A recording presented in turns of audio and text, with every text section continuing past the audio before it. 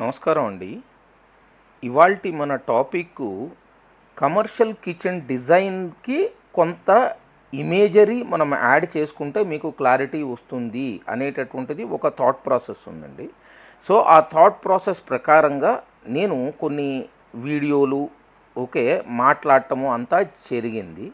ఇది మనం పిక్చోరియల్ ఫామ్లో కనుక ఇస్తే కొంచెము జనాలకి అర్థమవుతుంది అనేటటువంటిది నా పాయింట్.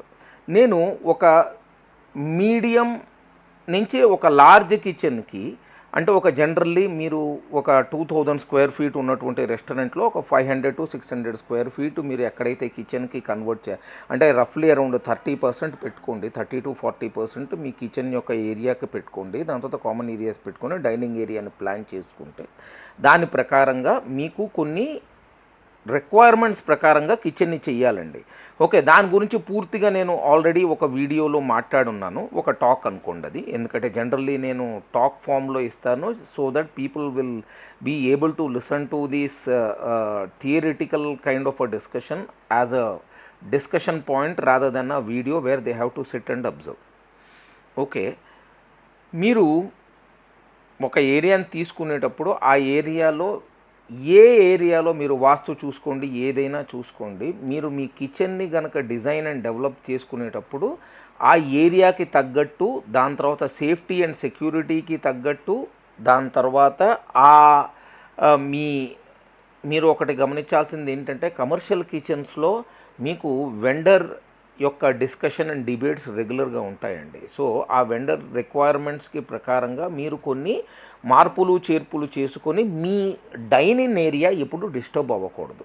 కాబట్టి ఫర్ ఎగ్జాంపుల్ మీరు కనుక గ్రౌండ్ ఫ్లోర్ రెస్టారెంట్ అయితే opening from the back side of the restaurant పెట్టుకోండి. ఫ్రంట్లో డైనింగ్ ఉంటుంది, బ్యాక్ సైడ్లో మీ కిచెన్ ఉంటుంది. That is the correct way.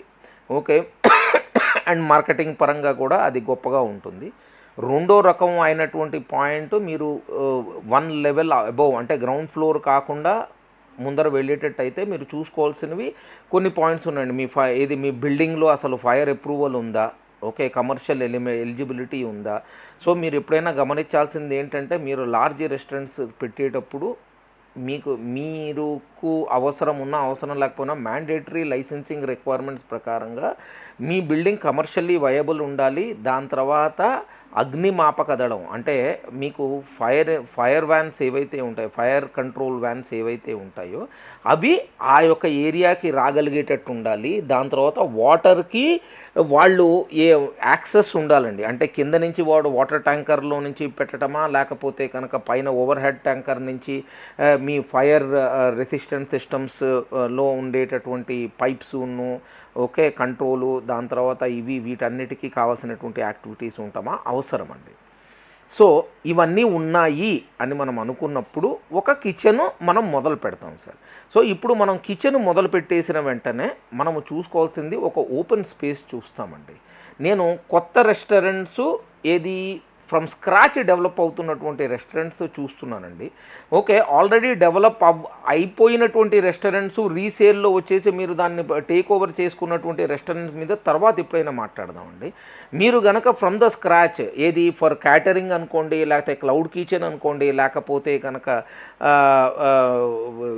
ఒక స్మాల్ డైనింగ్ రెస్టారెంట్స్ అనుకోండి, వీటన్నిటికీ కావాల్సినటువంటి రిక్వైర్మెంటు మీరు పెట్టుకునేటటువంటి లొకేషన్లో ఒక ఓపెన్ స్పేస్లో మీరు కిచెన్ క్రియేట్ చేస్తారు.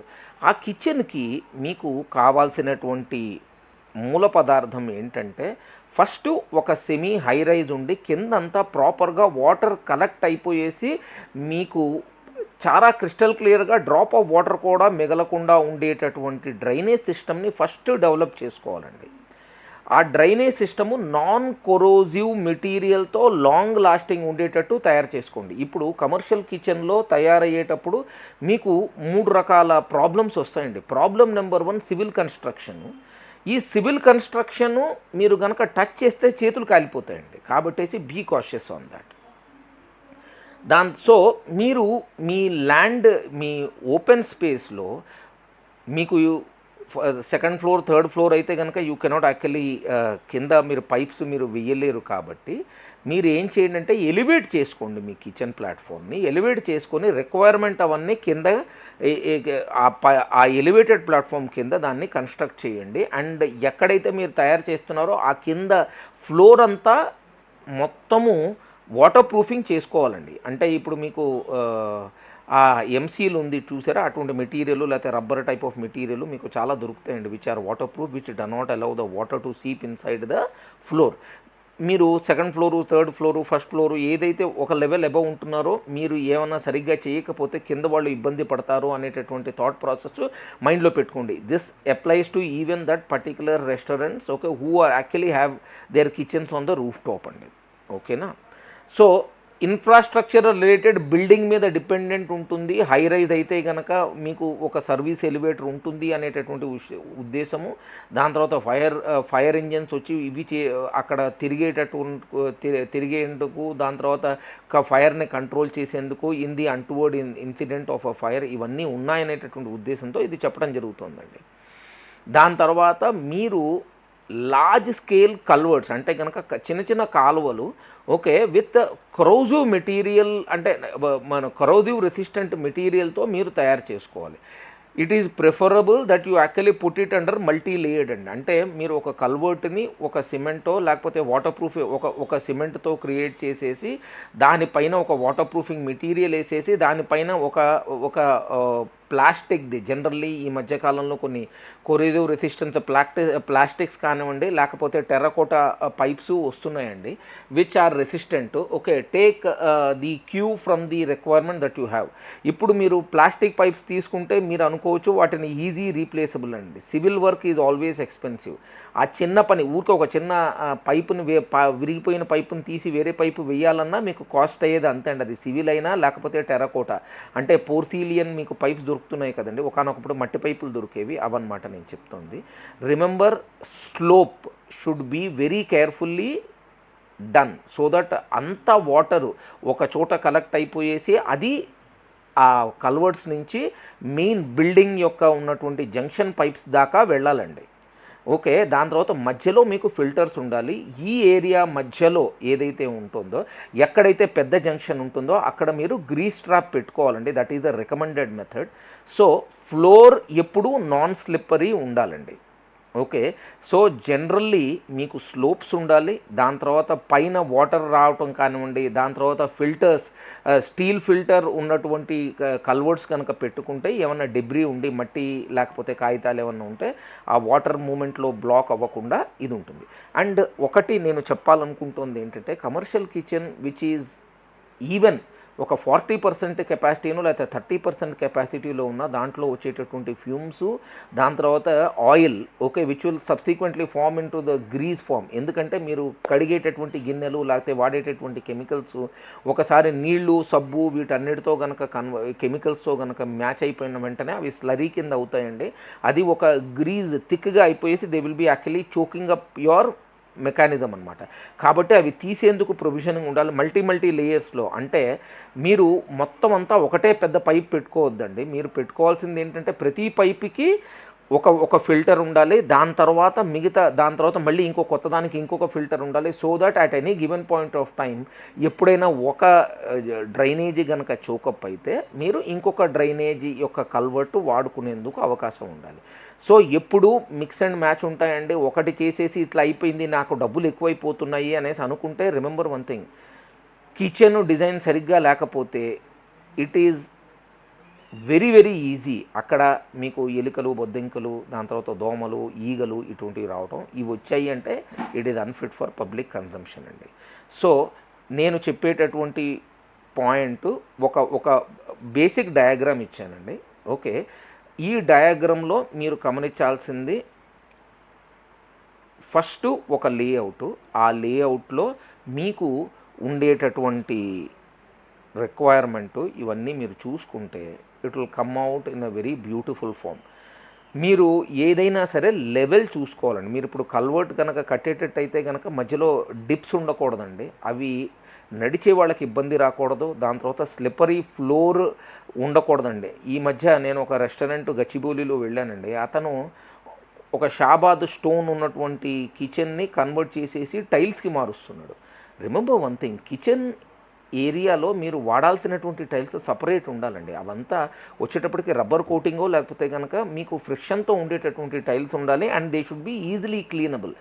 నేను చెప్పేది 100% కావాలి అనేటటువంటిది కాదండి. మనం చూసుకోవాల్సింది ఏంటంటే అక్కడ మీకు హాట్ ప్లేట్స్ ఉంటాయి, కత్తులు ఉంటాయి, కటార్లు ఉంటాయి, దాని తర్వాత వచ్చేటప్పటికి గ్రైండర్ స్టోన్స్ ఉంటాయి.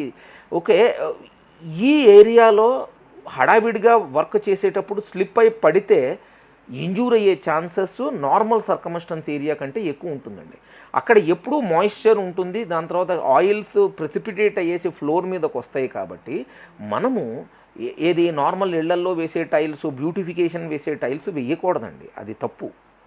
ఎందుకంటే మన బాధ్యత అక్కడ పనిచేసే వాళ్ళ మీద కూడా ఉంటుంది. కాబట్టి ఫుడ్ బిజినెస్ ఆపరేటర్స్ ఇది మైండ్లో పెట్టుకోవాలి. ఓకే, సో నేను చెప్పేటటువంటి పాయింట్ వెరీ వెరీ సింపుల్ అండి. ఏంటంటే మీరు ఎలివేటెడ్ ప్లాట్ఫామ్స్, ఓకే, దాని తర్వాత మీరు ఎలివేషన్ కంటే ముందర కూడా మీ యొక్క ఫ్లోరింగ్ని సరిగ్గా క్రిస్టల్ క్లియర్ వాటర్ ప్రూఫింగ్ చేయించుకోవాలండి. ఓకే అనొచ్చు, రేపు పొద్దు నేను ఖాళీ చేసేస్తే కనుక ఇదంటే కనుక మీకు ఈ మధ్యకాలంలో ఎలివేటెడ్ ప్లాట్ఫామ్ దొరుకుతున్నాయండి, అవి వాడుకోవచ్చు, పాత దాని మీద వేయచ్చు. కానీ రిమెంబర్ వన్ థింగ్, మీ కింద కనుక ఒక నార్మల్ విట్రిఫైడ్ టైల్స్ కనుక ఉన్నట్టయితే మీరు గ్రౌట్ చేయించేసుకునేసి అదంతా వాటర్ ప్రూఫింగ్ మెటీరియల్ పెట్టుకోండి సార్, ఎపాక్సీ గ్రౌట్ చేయించుకోండి.